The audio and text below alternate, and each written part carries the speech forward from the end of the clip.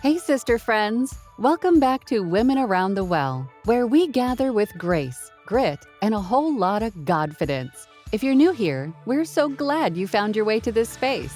And if you're a regular, welcome home. Today is extra special because we're not just sipping living water, we're sharing the well with a guest whose voice, story, and wisdom are a gift. You know how we do it around here. Real talk, deep faith, and a reminder that broken doesn't mean done. So grab your journal, your coffee, or maybe just a quiet corner and get ready to lean in. You're about to be encouraged in a big way.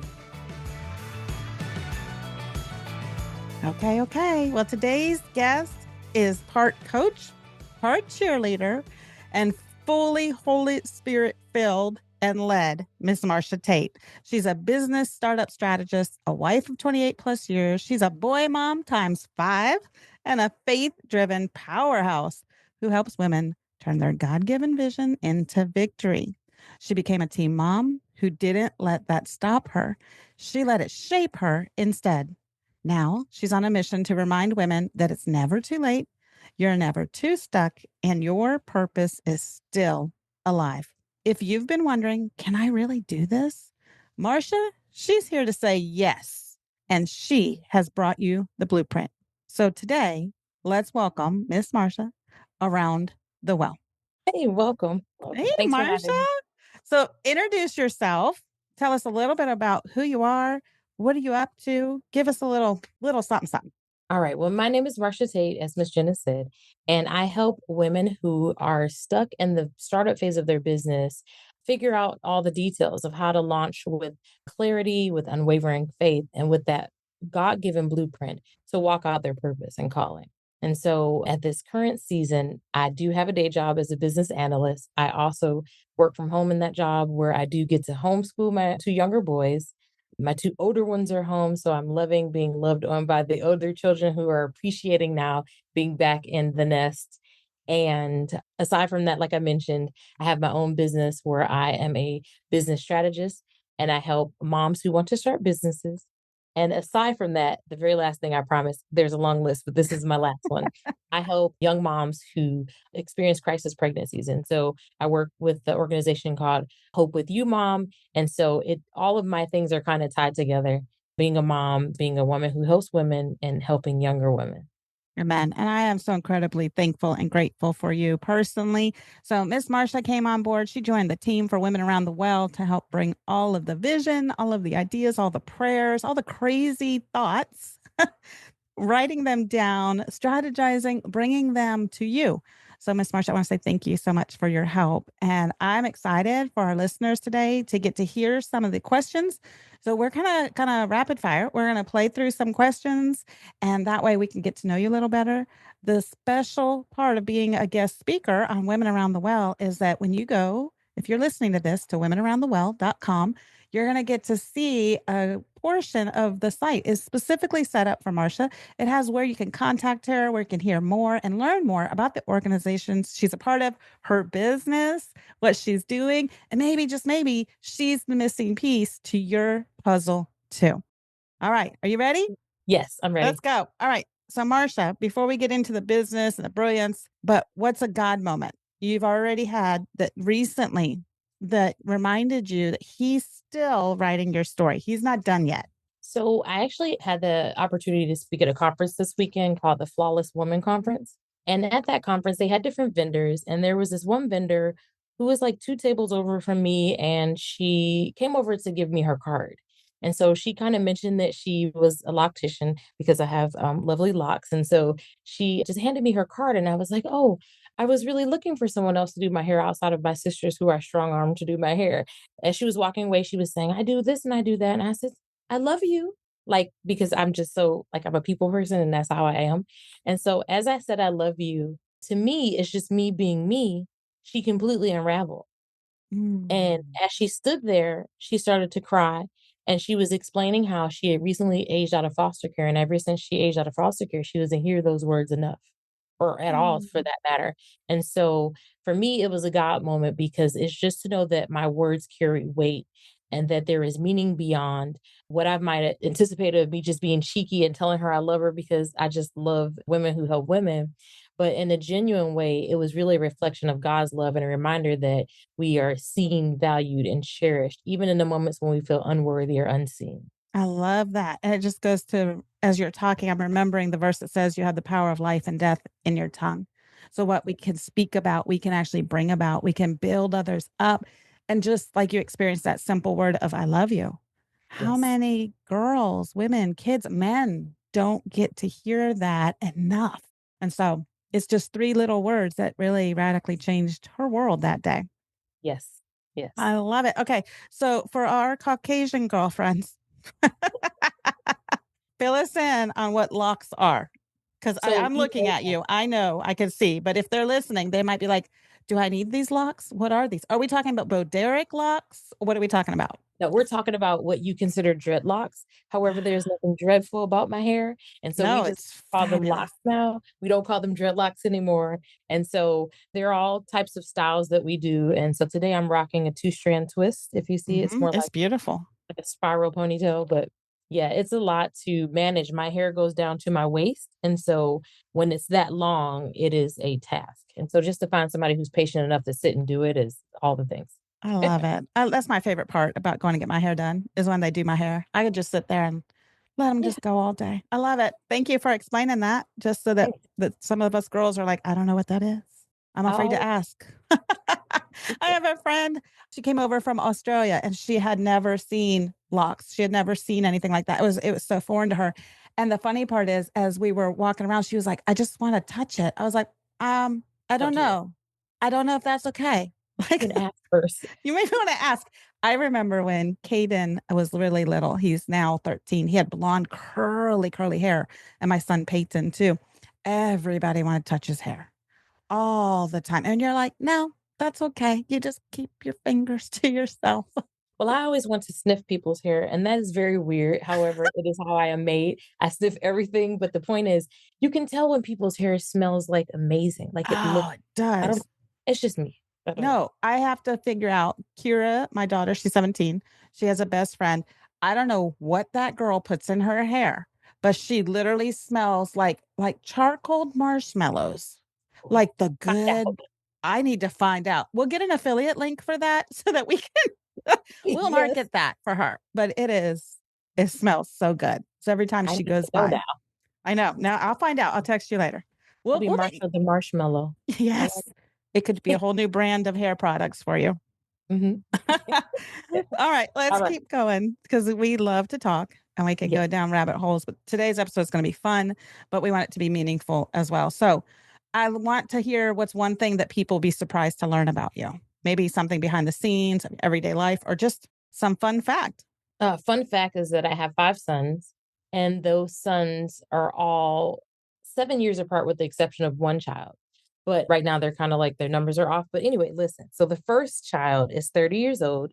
The second is 26. He's our off baby. The third is 23. The fourth is 16. And the fifth is 8. He'll be 9 in a couple of weeks. And so, yeah, when I tell people I have a 30-year-old and they look at me and they say, "What do you mean you have a 30-year-old?" I have a Yes. What is 30 that? something, I love right? that. Well, that goes right into our next question, which Mhm. is how to becoming a teen mom because you look way too young to have a 30 something year old, right? Yeah. So, how did becoming a teen mom shift your view of purpose? And what did surrendering that all to God's plan look like in that season? So before you have children, I don't know for people who have children, you have an idea of what your life is going to be like. And then when you have kids, you start to make choices based on their lives. Like you want to make sure you take them into consideration when you do things. And so I've always wanted to be an entrepreneur or business owner. But then when I had kids, I had to start working jobs or do things to make sure that they were taken care of. And so you kind of put your own self on the back burner in most cases. But to know that I don't have to put my life on hold. I can walk according to my purpose and raise my kids, and they learn in the process. Hmm. That was everything to me. And when I realized that I can do that simultaneously, it was just a game changer. I love that. I think that the important part is something you said is that you didn't have to put your purpose on hold. Hmm. You could do both and. It's not Yes. either or. Right. So All right. So that segues into as a coach, when you're coaching women, because part of your business is that you coach women, you launch their businesses, you're rooting them in clarity and faith. What's one common mindset mistake or block that you help them to break through or that you repeatedly see over and over again? The block that I do run into a lot is that imposter syndrome, and that's thinking that you're not qualified for the thing that you want to do or the thing that you're being called to do. And the reality, if God has already called you to it, He's already equipped you to do it. And so my thing is that I tell people that you're exactly where you need to be doing exactly what you're supposed to be doing in this time. If it wasn't so, God would have made it different. And so just to break the mindset that women can't be business owners, women can't do things that guys do, or like certain businesses, things like that, or just to run a business as a whole. To break that mindset is just, it takes a lot, but it's rewarding once they get to the other side. I love that. So personally, this is something that Marsha has helped me with. So as we were preparing, one of the biggest things that kept coming up in Women Around the Well is as we were previewing content, as we were creating content, as we're coming up with topics and things that we want to talk about as women who gather around the well to learn together, to live together, and to laugh, Yeah. it kept coming around to ministry. This is ministry. And my struggle, I told Marsha, was I don't feel qualified. I'm not educated. I didn't go to school for this. The lies, the things that I believed, we'll call them what they were, is that I was biblically illiterate. I didn't know. Now, while some of that might be true, Marsha, like if you were to ask me on page 27, line 10, I have no idea. I'm not that girl. Right. But I am the girl that has walked through some stuff, that has leaned in heavy on the Lord. I have been in the trenches. I've been so dirty that I'm just now coming up and I'm still dusty. Right. And so, what was some of the things that you be honest that we worked through? Go ahead, spill my beans. Just really talking you off the ledge and letting you know that you can do it and that this is the time for you to do it. And it was like once you got that in your head, you were off to the races and there was no stopping you. You were constantly creating things like back to back to back. And it's like once you break through that block of the mindset that you can't do something when you know you can, just silencing that self-talk that's negative. Once you Mm. get away from that, then all bets are off. I love it. And talking about that, if you're listening to this, we actually have an episode all on that. I think it's episode 3 or 4. It's called The Bully in Your Brain. That girl's Yeah, got to go. So those mean girls, they're not just out in the world, they can be in our heads too. So I love that. And it is so true. It has been the realization that I can do hard things. But then as I'm older now, I'm realizing I'm not too old to learn something new. right. That was the other part. Well, I don't know. And I don't know. I don't know. I don't know how to do that. Now I look at things as not an obstacle, but as an opportunity to learn something new. I think So, that's excellent. so incredibly thankful for you because you are in my ear constantly. I love it. If you I don't have a really Marsha I in your really life, walk you need to get one. through what I'm telling myself all day. And so the funny thing is that like about 3 years ago, I kind of like happened upon a confidence coach and I would sit through her calls weekly, like daily. And so she would always give you scripture and just really impart and you can do the thing that God has called you to do. And so I would sit through the calls and I'm thinking, I'm an extrovert. I don't need anybody to tell me about confidence. Like I show up every time. However, the more I sat through the calls, the more I realized that it wasn't confidence outside of my body. It was confidence in my head. Like I had to stop talking to myself the way that I was. Like nobody is harder on you than you are. And so Hmm. you find that, like you said, the bully in your head, I really had to just change what was on repeat in my mind as to who I was and what I was capable of doing. And so when I'm talking to you, I'm just coaching you through the same thing I coach myself through I and love sometimes it. on a daily basis. And it works. But this is the key that I want our listeners to know and to remember is it's not a one and done thing. It Oh, sometimes there's moments, honestly, leading up to our launch for the podcast and the ministry, is it was a moment by moment, taking my thoughts captive and then recognizing the limiting beliefs, the self-negative talk, and then flipping the script. Like, okay, while that might worldly look true, what does God say? Like, I'm more concerned today about what he thinks of me than what other people think of me. And that absolutely. took a while to like mature into that. And then to remind myself because it's so easy to get tripped up and to fall back into the old habits and the hurts that we have walked through. Right. So, talking about hurts, You're mentoring a lot of women. I mean, you're mentoring young moms, you're mentoring business entrepreneurs, Christian women. What breaks your heart the most about what faith-driven women are struggling with today? Back to what I mentioned before is when they believe the negative self-talk and when they let the imposter syndrome win and when they don't have hope for tomorrow, when they don't have hope that God is going to carry them through what he's brought them to. That breaks my heart the most because it is just as simple as your thought process. It's not like somebody's holding you hostage or holding you down physically or limiting you from anything other than your thoughts. And God is just waiting for you to make that decision to step up and do the thing that he's called you to do, and from there, he just kind of provides all types of things and just opens doors.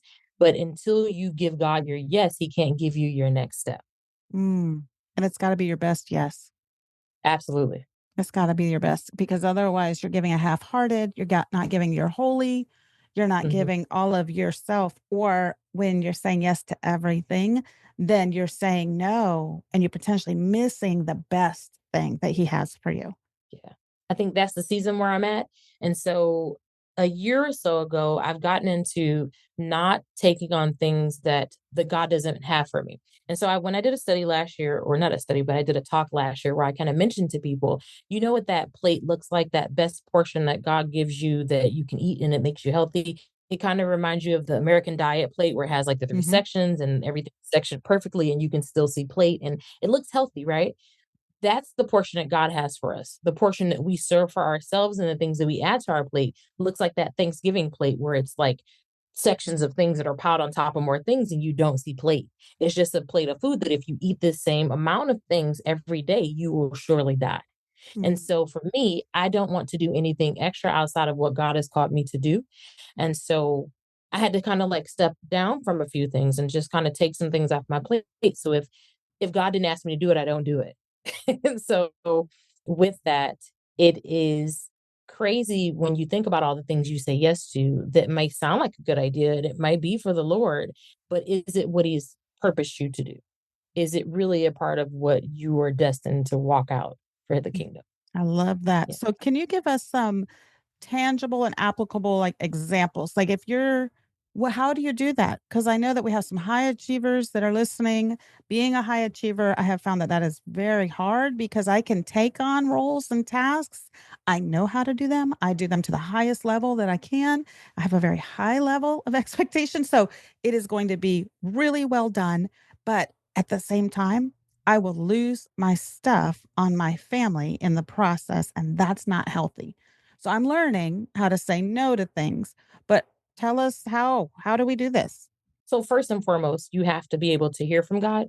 And in order to hear from God, you got to get before him. So if you're not reading your word and praying and then making time to listen and hear what he has for you to do, then all hope is lost. Like what can you do if you're not listening to your teacher and your instructor give you the instructions?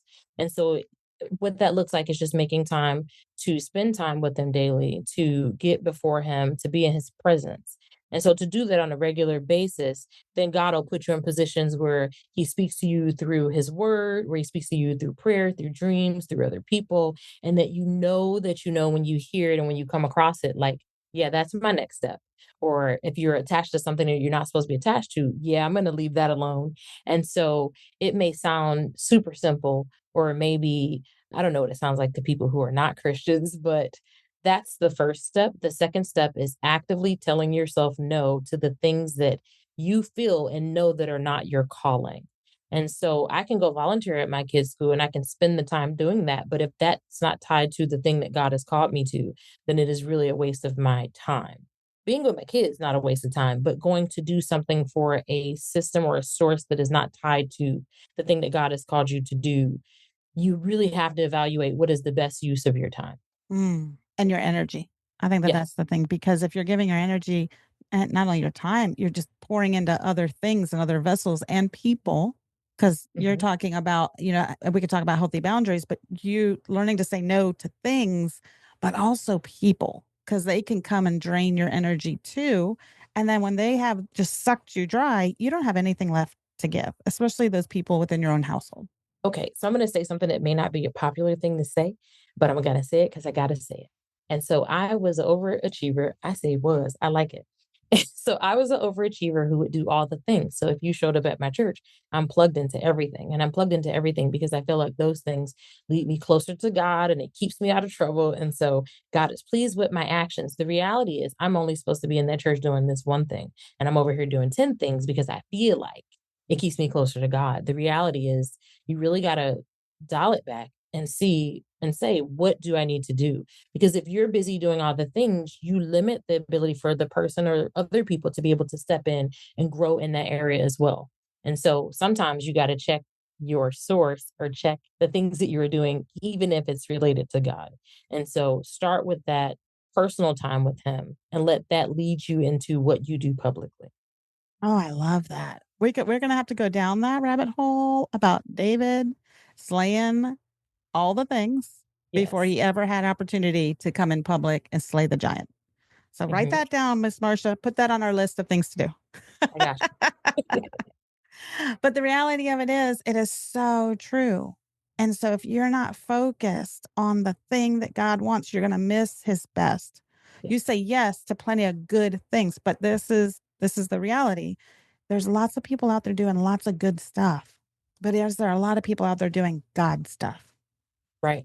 And the God stuff that is tied to the assignment that he has on your life. Like everybody has assignment. And so when it comes to helping or working with the moms who want to start businesses, everybody is doing a ministry and that ministry ties to someone in the Bible who has the same type of issue. And so for me, it's the parable of the talents. I got a ton of talents, but at one point I super buried them under the ground and just kind of like let them rest. And so for me, I'm not leaving this planet without making sure that everything that God has poured into me to pour out to others is it's where it's supposed to be. Like I'm not gonna be lazy and not do what he's told me to do. And so just being able to make sure that I steward my time well and my attention so that I am giving God my best in every area. That is kind of like all that I care about. And so in the process, I do run a very successful household. My relationship is great. My kids are great. And so God brings all the things that you need in the process of doing his work. But if you're doing his work and everything else is failing, then it's time to reevaluate what you're putting your hands to. 100%. And I love that. You just segued right into that next question was that as a mom and a wife, you've been married over 28 years, you have those 5 beautiful boys. How do you intentionally pour into your family while still pursuing your dreams? Well, I feel like everything is ministry. And so even with following my dreams, if I can't incorporate them, then I don't want to do it at all. And so for different portions of my business, like some of them help me get ready, some of them help me plan things. And so everybody has different types of gifts. And so where I started my business, where I wanted it to be a family business, but I only work with women and it's a house full of guys and they don't work with women, they still find ways to help me in other areas. And so I am able to pour into them in the different times that we have together and while we're working. And so even with my 9-year old, I tell him he's the boss of me. So he has to manage me and make sure that I don't eat too many cookies and make sure that I'm sticking to my schedule. And with that, it's teaching him how to be a steward of time and Mhm. how to steward his time as well, because now he's my business manager. So, you know, it helps me in other areas where I get to have that quiet time with them to do different things. And then they also see how God is just like allowing my business to flourish because I'm putting God first. And so I love that. Absolutely. I love it. And I want to say too, it is such a family business. We are having technical issues and they drove up and Miss Marsha brought her boys and her husband and they had a great time. And then we figured out the boys got in the studio and they figured everything out. And it was in no time flat. They had figured it out. And it probably took us 3 days to figure out that we needed help. Always include the young ones. They will get you together when it comes to the technology. Even if you think you know it all, ask the 9-year old. Like he'll probably get it better than the 20 or 30-year old. Like it's Oh, crazy. for sure. So, all right. Well, we're going to close up, but I have a couple more questions for you. So, in the season that you're in right now, is there a certain scripture that has been anchoring you that you want to share with our listeners? If you commit all of your ways to the Lord, he'll direct your path. I'm paraphrasing, but it's just that everything that you do, you want to make sure that you're taking it to God and putting it before God to make sure that you're not stepping out and doing things your own way. Because when people tend to do things on their own, those plans fail. But anything that you tie to the Lord, anything that is according to your purpose and according to the assignment that He has in your life, I feel like even if it fails in such a good way, a glorious way. And so even with failure, it still goes from glory to glory into that place Mm. where it needs to be for God's will to be accomplished. And so I hope I explained that properly. Yeah, I love it. I think it's important. So, last question, but I want you to take a minute. I want you to imagine that you're sitting across from one of our women around the well right now, one of our listeners to this podcast. She's tired, she's discouraged, she's doubting her calling altogether. What would you tell her? That's such a good question. I would start by saying that I see you. I see the weight that you're carrying. I see all the effort that you're putting in, the quiet battles that you're fighting. I know it's hard and it's okay to feel tired. But let me remind you something. Your calling wasn't placed in your life by accident.